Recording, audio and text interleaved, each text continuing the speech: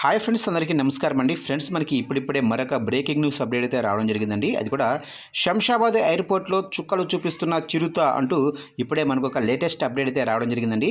అయితే ఇందుకు సంబంధించిన పూర్తి వివరాలు అయితే మన వీడియోలో తెలుసుకుందామండి. వీడియో మాత్రం ఎక్కడ స్కిప్ చేయకుండా చూడండి ఫ్రెండ్స్, అప్పుడే మనకి పూర్తి సమాచారం అయితే తెలుస్తుంది.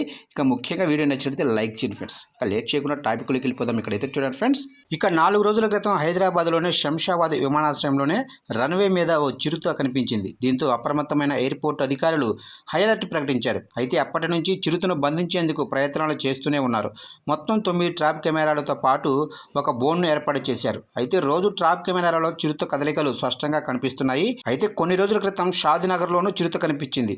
ఇప్పుడు అదే ఇక్కడ వచ్చి ఉంటుందని అధికారులు భావిస్తున్నారు. ఈ చిరుతతో పాటు 2 పిల్లలు కూడా సంచరిస్తున్నాయని అధికారులు చెబుతున్నారు. ఇక మొదటిసారి ఎయిర్పోర్ట్ ప్రహరీ దూకుతుండగా ఫెన్సింగ్ వైర్లకు చిరుత కాలు తగలడంతో అలారం మోగింది.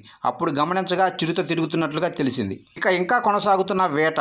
అయితే 4 రోజులుగా చిరుత ఎయిర్పోర్టు సిబ్బందికి చిక్కడమే లేదు. అయితే ఇప్పటికే 5 బోన్లు 25 సీసీ కెమెరాలను ఏర్పాటు చేసినప్పటికీ అది మాత్రం తప్పించుకుంటుంది.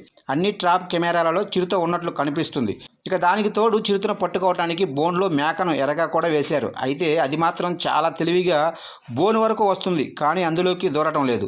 మేకను చూసి కూడా లోపలికి రావడం లేదని అధికారులు చెబుతున్నారు. కానీ ఒకే ప్రాంతంలో తిరుగుతుంది, కానీ ట్రాప్కు మాత్రం చిక్కడం లేదు. అయితే 4 రోజులుగా దీన్ని పట్టుకునేందుకు ప్రత్యేక బృందాలు కూడా శ్రమిస్తూనే ఉన్నాయి.